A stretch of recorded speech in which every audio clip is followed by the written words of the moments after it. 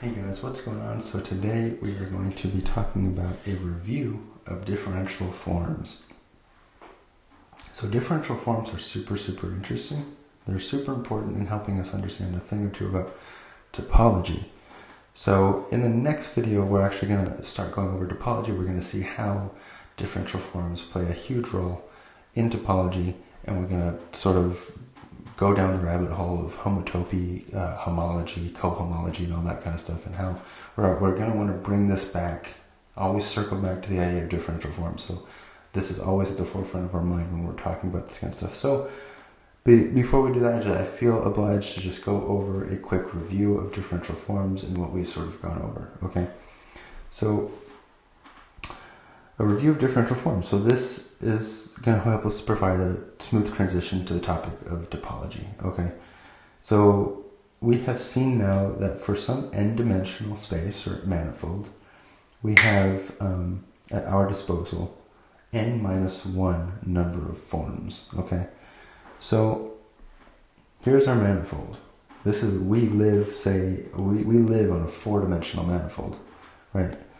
If you're not familiar with what a manifold is, it's this thing, this mathematical object where at every point we can sort of erect some coordinate system. It's a smooth manifold. In other words, there's no weird crazy jumps in the orientations of our coordinate system, and we also have time, right? So time sits here also. And so that's what our manifold is. It's a smooth four-dimensional manifold. And at every point on this manifold, we create forms, right? So these forms, again, they're anti-symmetric. They are, and this is what they are, right? So we have our zero forms. These are going to be our scalars. Okay, this is a vector valued function, okay, and this is how we're denoting it. Then we have our one forms, right? So our one forms are our typical covectors, where those are the things we know and love from general relativity, okay. And so this is how we're expressing those, right? So it's four-dimensional, right? So we have temporal x, y, and z components to these, and so we have our scalars, we have our one forms, we have our zero forms, our one forms, our two forms. These are areas. Now this is interesting, right? Because this is 6 dimensions, right? So 1, 2, 3, 4, 5, 6 dimensions, and we have all of these constants out in front of these bases, okay. And each one of these are small little areas, okay? Now this is interesting to think about, right? Because we're integrating areas.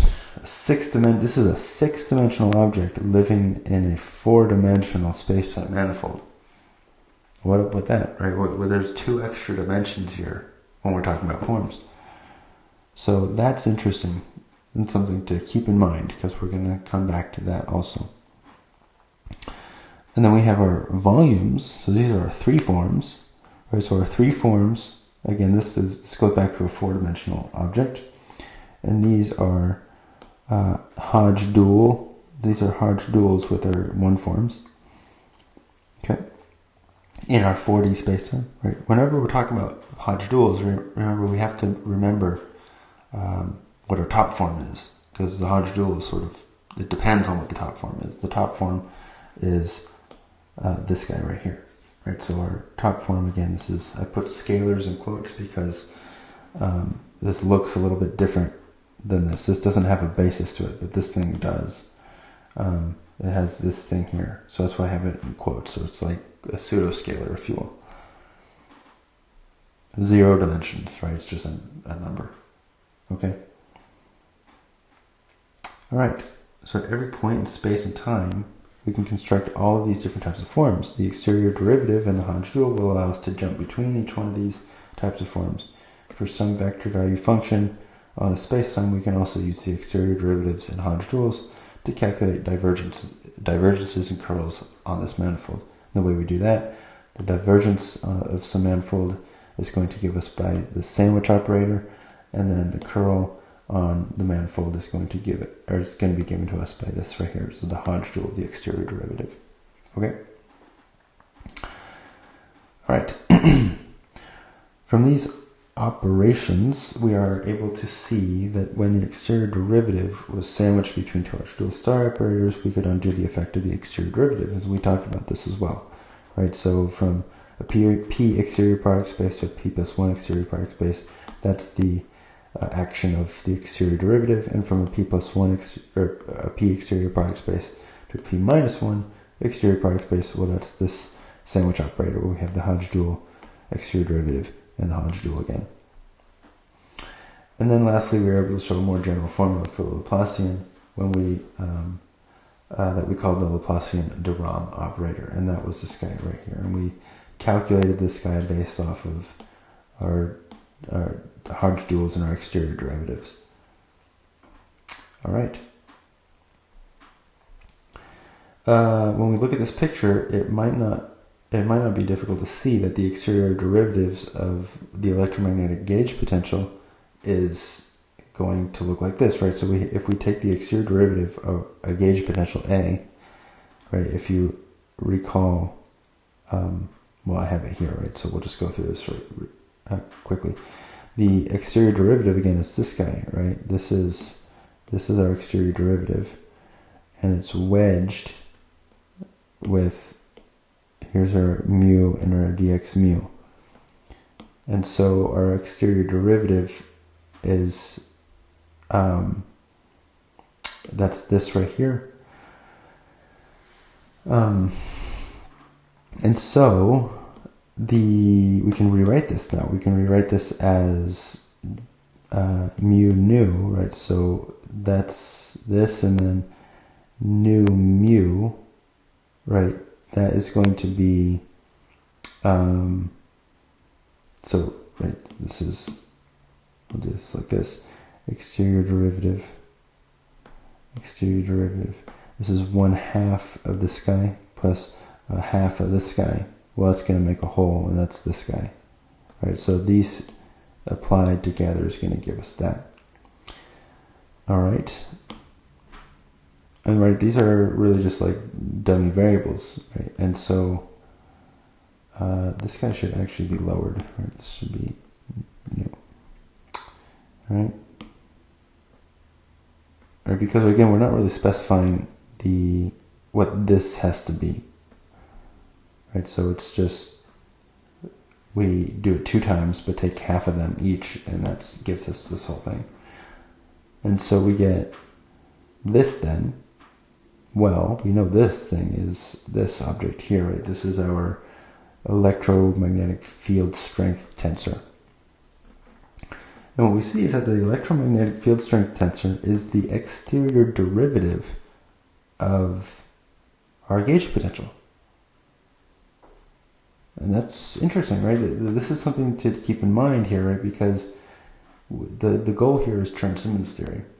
We want to understand Chern-Simons theory, and we're going to see this thing show up in our action for our Chern-Simons theory, right? Our Chern-Simons action, again, is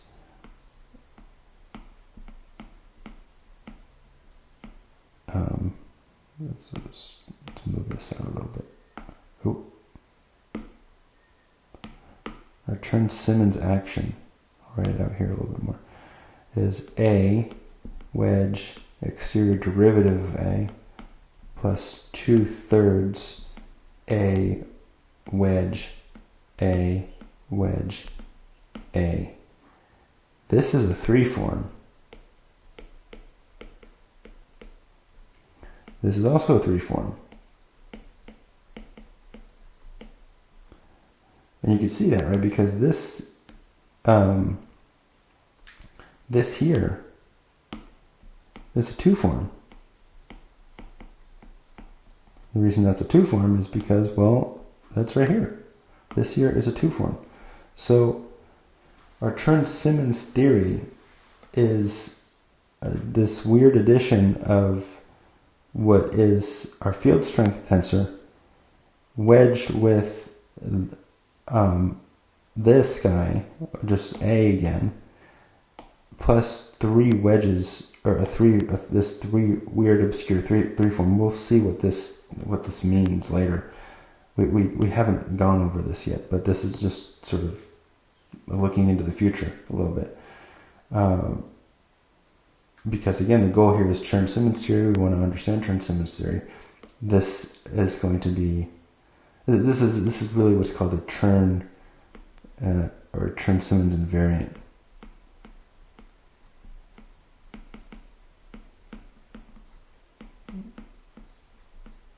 And in some cases, just a Chern invariant. And so so with that being said, the exterior derivative of the gauge potential is an area. And so that is this thing, right? So going back to this picture, our Chern-Simons, so our gauge potential, our gauge potential is this thing right here. So gauge, so D of our gauge potential, right? That's going to live in this space here. So I just copied it here.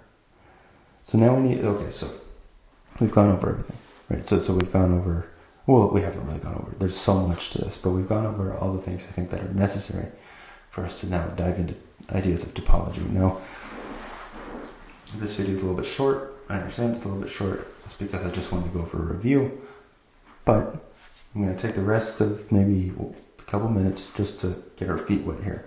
The idea in topology is that we want to be able to add shapes together, okay? But we need to be able to understand shapes and be able to sort of compare apples and oranges, okay? Now, what you're typically taught in topology is that cups are the same as donuts. Coffee cups are the same as donuts. This is completely useless in my opinion. This is the most useless thing you could possibly do to conceive of the topic of topology, because it's not, you don't get anything out of it, right? What we want to be able to do with topology is calculus and integrals and all this stuff. And when someone just tells you that, according to mathematicians, coffee cups and donuts are the same thing because they have one hole, it tells you nothing about how to do calculus on these things, right? So what we're going to do is we're actually going to get into the meat of the things. We're going to actually try to understand things in terms of these forms, because these forms are really what's going to sort of hit home the idea of integrating over topological spaces, what exactly topology is, how exactly can we get from the circumference of some object to the number of holes that an object has. Now that's going to be something interesting to talk about, and well, that's what we're going to talk about in the next video.